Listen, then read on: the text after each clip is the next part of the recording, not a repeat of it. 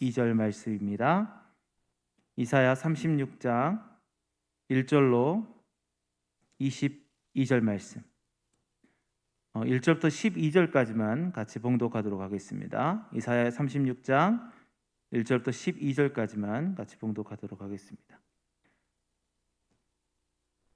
온라인 예배이기 때문에 제가 같이 읽을 텐데 제가 한 절 읽고 두 번째 2절과 이렇게 짝수어를 읽을 때는 여러분들이 앉은 자리에서 같이 읽어주시면 감사하겠습니다. 봉독하겠습니다. 히스기야 왕 14년에 아수르 왕 사네립이 올라와서 유다의 모든 견고한 성을 쳐서 취하니라.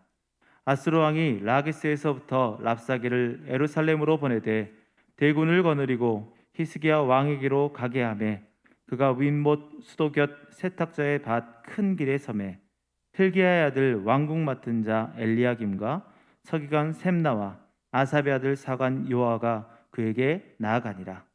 랍사게가 그들에게 이르되 이제 히스기야에게 말하라. 대왕 아수르 왕이 이같이 말씀하시기를 내가 믿는 바 그 믿는 것이 무엇이냐. 내가 말하노니 내가 좋게 싸울 계략과 영맹이 있노라 함은 입술에 붙은 말뿐이니라. 내가 이제 누구를 믿고 나를 반역하느냐. 보라, 내가 애굽을 믿는다고 그것을 상한 갈대 지팡이와 같을 것이라뇨. 사람이 그것을 의지하면 손이 찔리리니 애굽 왕 바로는 그를 믿는 모든 자에게 이와 같으니라.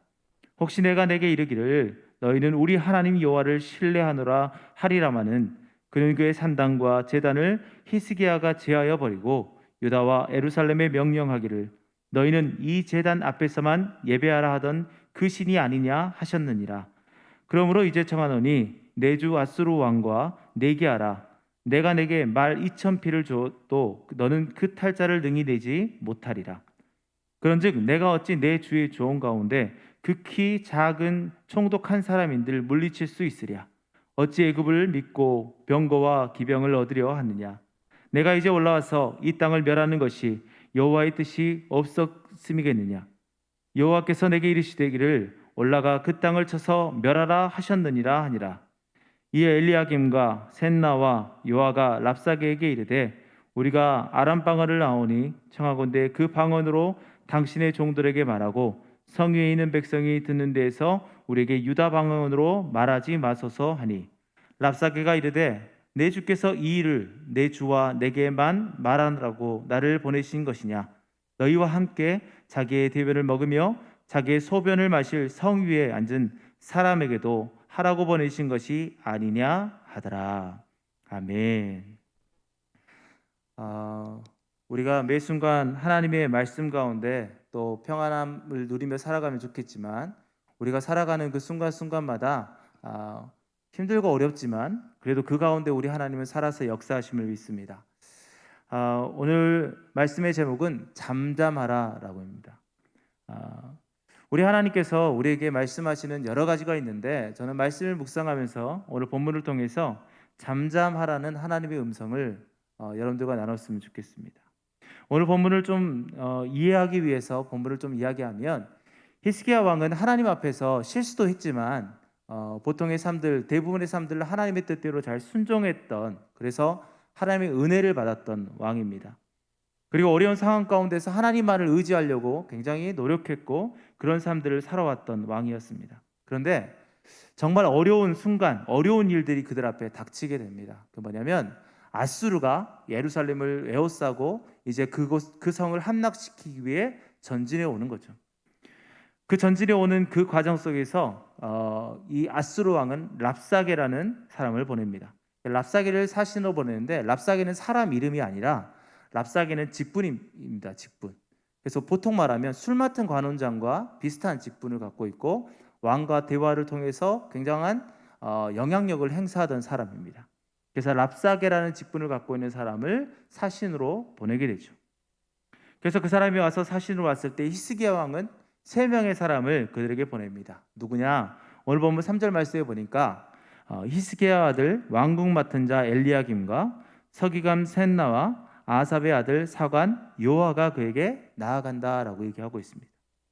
이 3명이 나와서 이 랍사게와 대화를 통해서 어떤 일들이 주어질 것인지 랍사게의 이야기를 듣고 또 히스기야 왕의 말을 또 전달하기 위해서 모였겠죠. 그런데 이것이 대화라기보다는 랍삭의 일방적인 통보와 조롱이 그 안에 섞여 있었습니다. 그 랍삭이 했던 이야기들을 쭉 종합해 보면 한 5가지로 축약을 할 수 있습니다. 그 5가지가 무엇이냐? 첫 번째는 애굽을 의지하지 말고 아수르에게 항복하라 이거죠. 애굽을 의지하지 말라. 오늘 보면 6절 말씀에 보니까 보라 내가 애굽을 믿는도다라고 얘기하면서 애굽을 붙잡지 말고 애굽을 믿지 말아라라고 얘기합니다. 왜냐하면 상한 갈대이기 때문에 애굽을 자꾸 의지하면 무너질 수밖에 없다라고 그렇게 이야기하죠. 이거는 하나님의 말씀도 동일합니다. 그러니까 하나님도 애굽을 의지하라라고 분명히 말했거든요. 그렇기 때문에 그 말씀이 유다 민족들이 접했을 때는 어떤 느낌이었을까? 아, 저 사람이 하나님의 말씀을 똑같이 이야기하네라고 이야기할 수 있겠죠. 유다 민족들이 이것을 갖고 오해의 소지가 있는 것입니다. 그러나 이 랍사게가 이야기했던 애굽을 의지하지 말라는 것은 조롱입니다. 야, 너희들이 그 상한 갈대 같은 그 동아줄, 끊어진 동아줄을 잡고 너희들이 무엇을 하려고 하느냐라고 조롱 섞인 이야기였죠. 이게 첫 번째 조롱이었습니다. 두 번째는 어떤 것이었냐? 야, 여호와 하나님을 의지하지 말아라라고 얘기합니다. 오늘 보면 7절 말씀에 보니까 이렇게 이야기하고 있죠.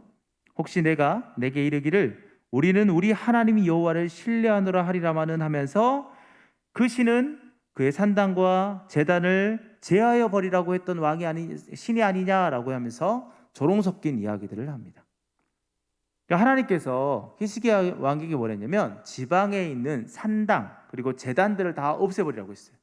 왜 없애라고 했냐면 하나님 앞에 예배드리는 그 장소가 온전히 하나님 앞에 예배드리는 것이 아니라 그들 마음대로 하는, 그들이 많은 것들을 착복하고 그들의 죄악들이 그곳에서부터 시작되는 안 좋기 때문에 하나님께서는 그 산당과 제단을 히스기야에게 다 치워버리라고 얘기를 했죠. 하나님의 전인 산당과 제단, 지금으로 말하는 교회들을 다 치워버리라고 했던 그 하나님인데, 야, 그런 하나님을 어떻게 믿을 수 있니? 라고 얘기하는 거죠. 그렇게 랍사게는 이 히스기야 왕과 유다 민족들을 조롱하고 있는 것입니다. 세 번째는 뭐냐? 너희의 군사를 의지하지 말라고 해요. 군사를 의지하지 말라. 오늘 보면 8절 말씀 보니까 이렇게 얘기하죠. 이제 청하노니 내 주 아수르 왕과 내게 하라. 내가 내게 말 2,000피를 주어도 너는 그 탈자를 능히 내지 못할 것이다. 그러니까 말을 2,000피를 준다라는 거예요. 줘볼 테니까 너희 여기 탈 수 있는 군인을 한번 모아봐라. 모을 수 있겠냐? 그 말은 뭐예요? 너희 안에 이런 군사력이 없다라는 것을 이야기하고 있죠. 그러니까 아수르가 침략해 왔을 때 주변의 강대국인 애굽도 의지할 수 없고 그들의 신인 하나님도 의지할 수 없고 그들 안에 있는 군사력으로는 도저히 이길 수 없는 그런 상황임을 비꼬면서 이야기하는 것이죠. 실제로 이 유다 민족들은 그렇게 군사력이 있지 못했어요. 그렇기 때문에 아수르가 쳐들어왔을 때는 어쩔 수 없이 무너질 수밖에 없는 상황이었습니다. 그래서 이것이 어찌 보면 유다 민족들에게 두려움으로 다가올 수도 있었겠죠. 자, 네 번째는 뭐냐? 땅을 멸하는 것이 여호와 하나님의 뜻이다라는 거예요. 땅을 명하는 것이 여호와의 뜻이다. 10절 말씀에 보니까 내가 이제 올라와서 이 땅을 멸하는 것이 여호와의 뜻이 없음이겠느냐라고 얘기하죠. 하나님은요, 하나님의 백성이 죄를 지었을 때는 이방 민족들을 데려와서 그 백성들을 치기도 했습니다. 그래서 그 사람들이 하나님의 인도하심을 따라와서 유다 민족, 이스라엘 민족들을 치기도 했어요. 그러니까 어찌 보면 이것이 분별력이 없는 사람이 들었을 때는 어떨까요? 아, 하나님께서 보내셨구나. 아, 저게 맞구나 라고 오해할 수도 있겠죠. 그러나 이것은 분명히 하나님의 뜻이 아니었습니다. 하나님은 그 어떤 것도 의지하지 말고 오직 하나님만 의지하라고 분명히 히스기야 왕과 그 민족에게 이야기했기 때문입니다. 자, 마지막으로 5번째는 뭐냐?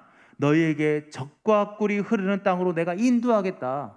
아수르 왕이 이야기하는 거죠. 랍사게를 통해서 적과 꿀이 흐르는 땅으로 내가 인도할 테니까 너희 항복해라라고 하는 게 17절 말씀에 보니까 내가 와서 너희를 너희 본토와 같이 곡식과 포도주와 떡과 포도원이 있는 땅에 옮기기까지 하겠다.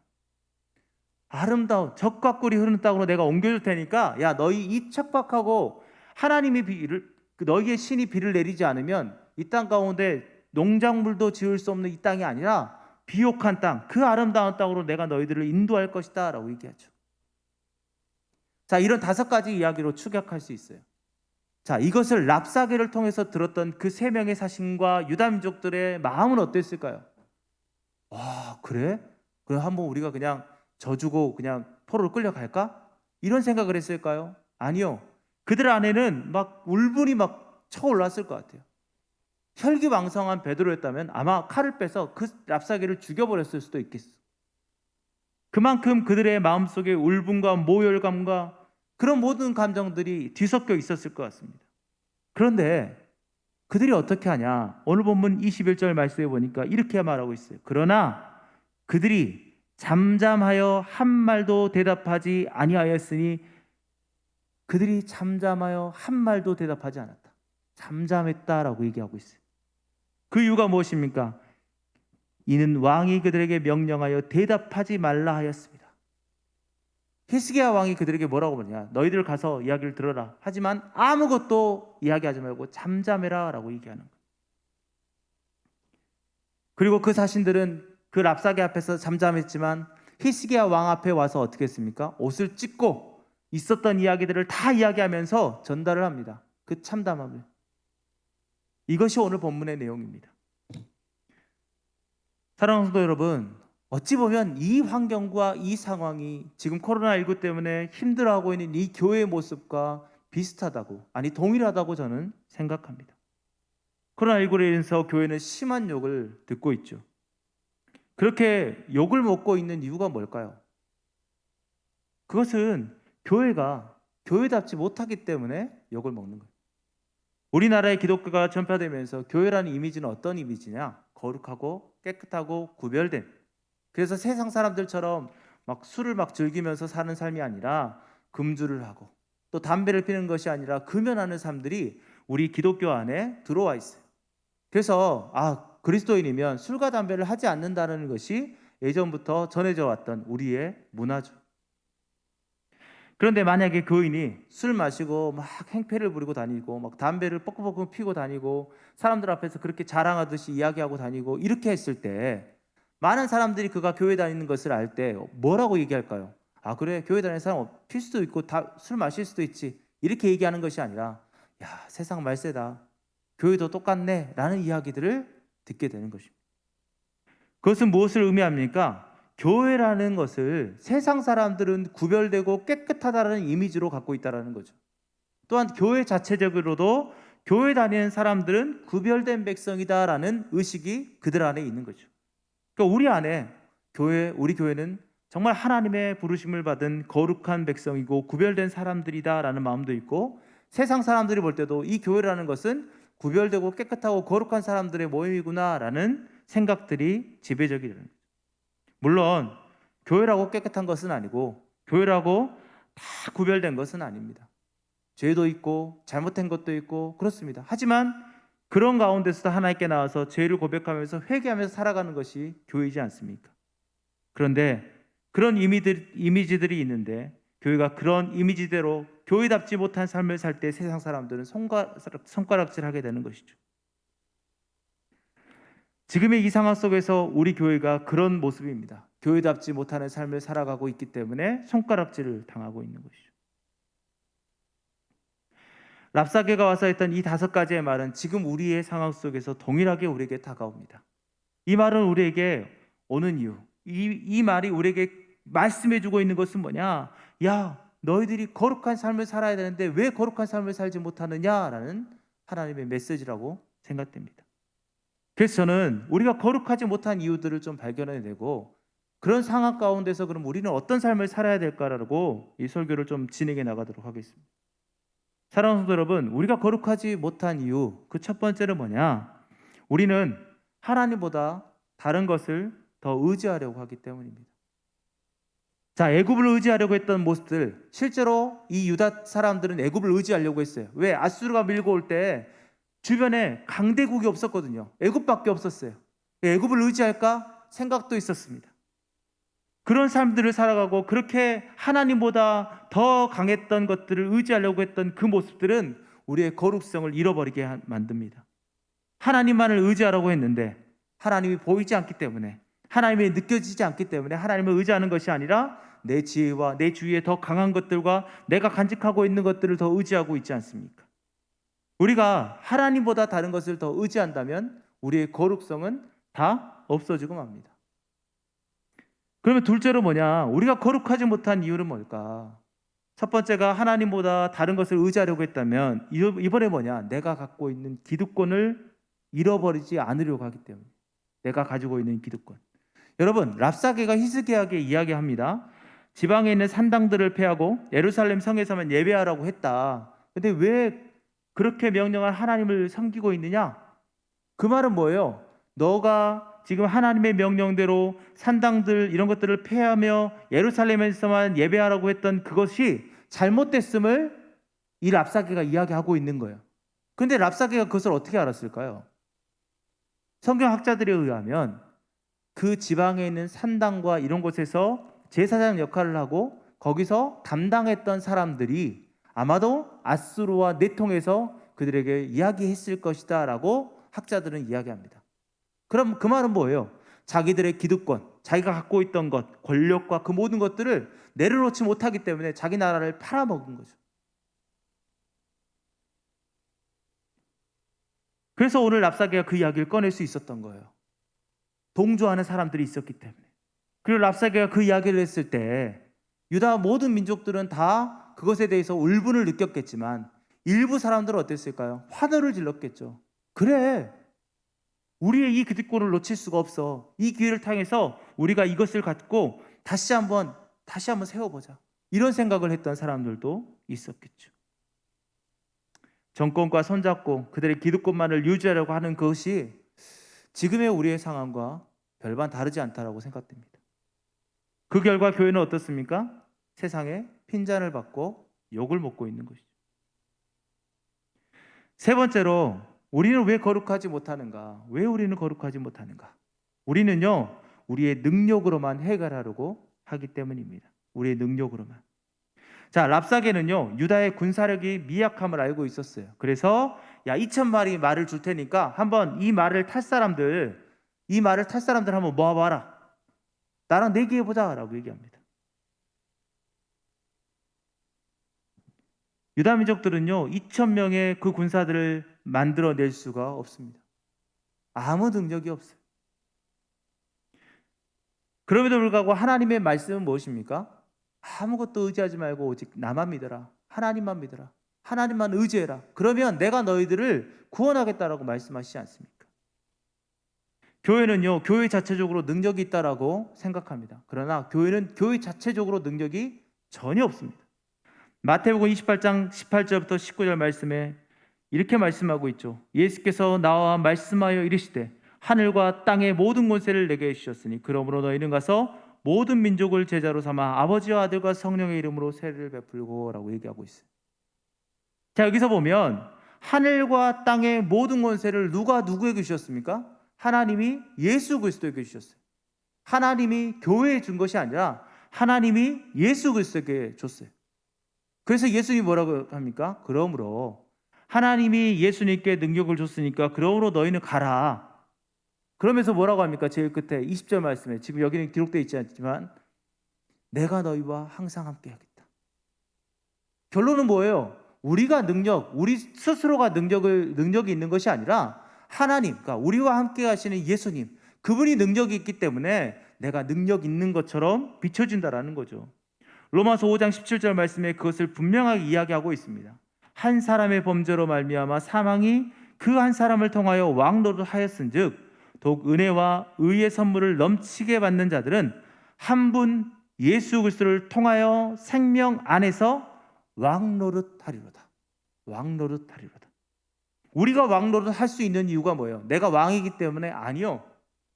예수 그리스도가 왕 되시기 때문에 그와 함께한 우리가 왕노릇하는 거예요. 그런데 자꾸만 우리가 왕이라고 착각합니다. 내가 모든 것들을 다 할 수 있다라고 착각합니다. 내가 기도하면 다 이루어져. 어떤 이상한 사람이 그러잖아요. 하나님 까불면 죽어라고 얘기하잖아요. 이게 이런 겁니다. 자기가 능력 있는 것처럼. 사랑하는 성도 여러분, 우리에게는 자체적인 능력이 없습니다. 우리에게는 어떤 능력도 없어요. 단 나와 함께 하시는 하나님, 나와 함께 하시는 예수님, 나와 함께 하시는 성령님의 능력이 있기 때문에 나를 통하여 그 능력이 나타나는 것처럼 보이는 겁니다. 사랑하는 성도 여러분, 우리는 능력이 없습니다. 그렇기 때문에 우리가 능력이 있다라고 생각하는 그 순간 우리는 거룩함을 상실해 버리게 되는 것이죠. 사랑하는 성도 여러분, 그래서 우리는 거룩함을 잃어버리지 않기 위해서 어떻게 합니까? 나의 약함을 알고 하나님의 강함을 고백하는 거예요. 그런 삶을 살아야 됩니다. 자, 네 번째로, 마지막으로 교회는 왜 거룩하지 못하는가? 그것은 현재의 삶의 만족을 모르기 때문이에요. 현재의 삶의 만족을 모르기 때문에. 자, 랍사게의 유혹은 뭡니까? 백성에게로 향합니다. 그러니까 사람들이 이야기해요. 그 사신 3명이 와가지고 이야기합니다. 지금 우리 백성들이 저 높은 곳에서 듣고 있어요. 그러니까 좀 이렇게 저 사람들이 알아듣지 못하는 말로 좀 이야기해 주면 안 되겠습니까? 라고 얘기합니다. 근데 랍사게는 어떻게 합니까? 아니, 내가 너희에게만 온 게 아니라 저 백성들에게도 선포하기 위해서 왔다. 그러면서 더 큰 소리로 그 사람들을 향해서 회유합니다. 야, 내가 너희들을 적과 꿀이 흐르는 땅으로 옮겨줄 테니까 지금 현재의 삶에 만족하지 못하잖아. 그러니까 나와. 더 아름다운 땅 여기 있어. 라고 얘기하는 겁니다. 그런데 그곳은 어디입니까? 하나님과 함께하는 그곳이 아니라 하나님과 떨어지고 분리된 삶을 살아가는 곳입니다. 아무리 그곳이 아름답고 평화로운 곳이고 아무리 행복하고 적과 꿀이 흐르는 땅일지라도 하나님이 계시지 않으면 그리스도인은 그리스도인이 될 수 없는 것입니다. 그래서 현재에 만족하지 못하는 사람들은 그 거룩성을 잃어버릴 수밖에 없죠. 현재라는 것은 무엇입니까? 그 삶이 기쁘거나 슬프거나 아프거나 그것이 가난할지라도 그것이 내 앞에서 너무나 눈물로 삶을 살아가야 될 수밖에 없는 환경일지라도 그 환경 가운데 내가 하나님과 함께하는 삶이라면 그 삶이 나에게 만족이 되어야 된다는 것입니다. 그렇게 현재의 삶에 우리가 만족했을 때 우리는 거룩성을 유지할 수 있지만 그 현재의 삶에 만족하지 못하고 감사하지 못한다면 우리는 늘 그 거룩성을 잃어버리고 살아갈 수밖에 없는 것입니다. 자, 이런 여러 가지 상황 가운데 교회는 거룩성을 잃어가고 세상의 욕을 먹고 있는 것이죠. 어제 점심 때 제가 같이 사역하는 사역자들과 함께 점심 식사를 했습니다. 맛있게 먹고 있었어요. 근데 뒤쪽에서 이야기가 들려오는 거예요. 코로나19에 관련돼서 교회들에서 왜 교회는 왜 대면 예배를 드리고 그런데 막 하면서 욕을 하는 거예요. 그걸 들으면서 제가 뭐라고 했을까요? 가가지고 아닙니다. 교회 대면한 사람들은 얼마 안 되고 비대면이 더 많고 교회는 그래도 예배 열심히 드리고 정부 시책에 맞게끔 잘하려고 합니다. 이렇게 얘기했을까요? 아무 말도 못했어요. 그냥 듣고 있었어요. 그리고 앞에 있는 사역자들한테 농담조로 이야기했습니다. 야, 일어나고 갈 때 나한테 목사라고 이야기하지 마. 그게 우리의 현실입니다. 그게 지금 우리가 교회답지 못하기 때문에 발생하는 일반 사람들이 교회를 보고 욕하는 이유입니다. 그런데 하나님이 그런 상황 가운데서 우리에게 말씀하시는 게 있었어요. 오늘 본문을 통해서. 그게 뭘까요? 잠잠하라. 아니, 하나님, 세상 사람들이 이렇게 교회를 욕하고 하나님을 욕하고 이렇게 하나님의 백성 또 하나님의 말씀을 전하는 목사들을 욕하고 있는 이런 상황 가운데 우리가 왜 잠잠해야 됩니까? 그런데 하나님은 동일하게 또 이야기합니다. 잠잠하라. 그래서 생각했어요. 잠잠하라는 뜻이 무엇일까? 도대체 잠잠하라는 것이 세상이 우리를 욕하고 하나님을 향해서 그렇게 욕해도 교회 다니는 사람들은 그냥 아무 말도 않고 입 딱 닫고 있어야 되는가?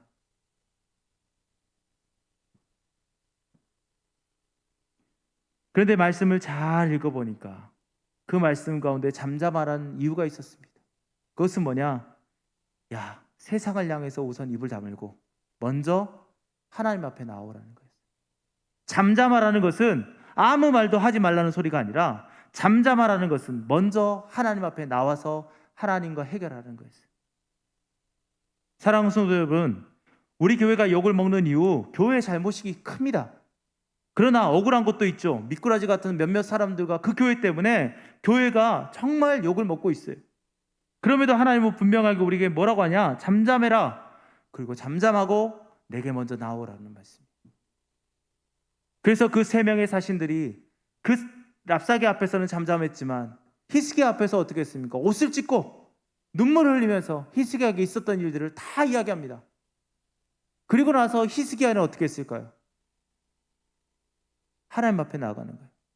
하나님 앞에 나가서 그 모든 것들을 다 이야기합니다. 자신도 옷을 찢고 하나님 앞에서 울분을 토합니다. 그랬더니 어떻게 됐을까요? 이사야 37장 7절 말씀. 자, 있는 자리에서 같이 한번 읽어봅시다. 보라, 내가 영을 그의 속에 두리니 그가 소문을 듣고 그의 고국으로 돌아갈 것이며 또 내가 그를 그의 고국에서 칼에 죽게 하리라 하셨느니라 하니라. 네. 그 사신들과 히스기야가 그 적군 앞에 랍사게 앞에서 잠잠했지만 하나님 앞에서 울분을 토하고 하나님 앞에 간절히 기도하고 하나님 앞에 나아갔을 때 그 문제가 해결되었습니다. 고국으로 돌아가 그는 칼에 맞아 죽게 됩니다. 세상에 대해 잠잠하고 하나님 앞에 간절함으로 나갈 때 우리의 문제들은 해결되어집니다. 물론 그 해결되는 것이 우리의 생각과 다를 수도 있습니다. 그러나 그것이 하나님의 방법이고 그것이 하나님이 우리에게 대하는 최선임을 우리는 믿어야 될 것입니다. 그래서 우리는 세상에 대해서 잠잠할지라도 도리어 하나님 앞에서 간절함으로 나아갈 때 하나님은 근심 대신 우리에게 기쁨을 허락하실 줄 믿습니다. 현재 코로나19 바이러스 때문에 온라인으로 예배를 드리고 있습니다. 이 예배를 드릴 때 간절함으로 기도하는 것이 어떤 것일까? 간절함으로 기도하는 것.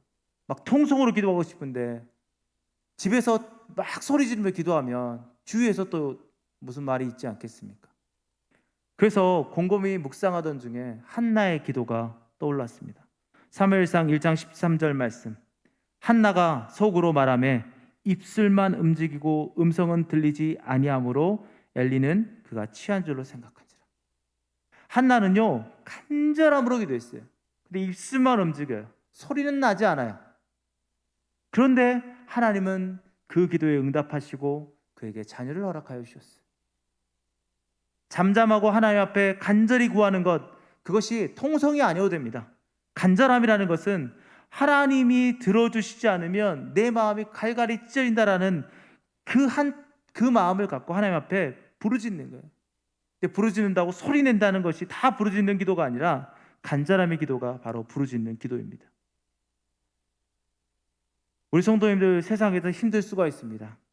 그럴 때 세상과 맞짱 떠서 싸우라는 소리가 아닙니다. 세상과 싸우지 마십시오. 우리의 싸울 것은요 그들이 아닙니다.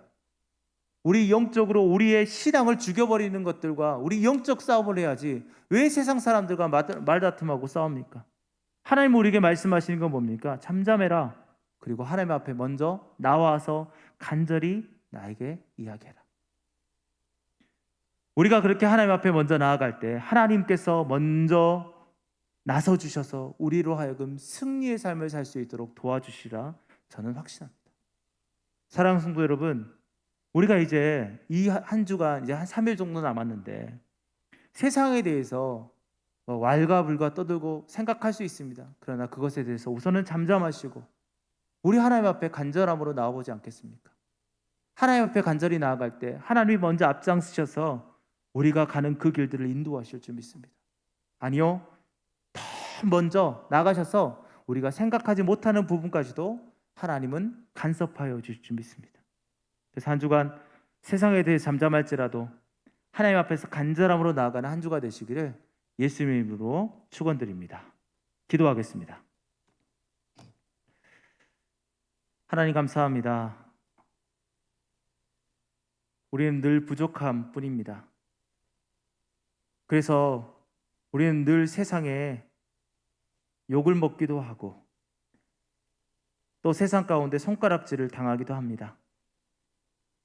그럴 때 우리의 마음이 너무나 아파 하나님께 간절히 부르짖고 나아가지만 또 세상과 또 여러 가지 대화들을 시도하려고 하지만 우리가 가는 그 길들이 환하게 보이지는 않습니다. 그럴 때 하나님께서 우리에게 주시는 말씀, 세상에 대해서 잠잠하고 하나님께는 더욱더 간절함으로 나오라는 그 말씀이 우리에게 다가옵니다. 우리가 온전히 주님 앞에 온전히 나아가서 간절함으로 나아가게 하시고 하나님이 먼저 앞장서서 나아가실 때 우리가 하나님의 그 뒤를 한 걸음 한 걸음 밟아 나가며 따라갈 수 있도록 붙잡아 주시옵소서. 모든 삶들, 모든 일들 그 가운데 하나님 역사하여 주시옵소서. 인도하실 줄 믿사오며 예수님의 이름으로 기도하였습니다.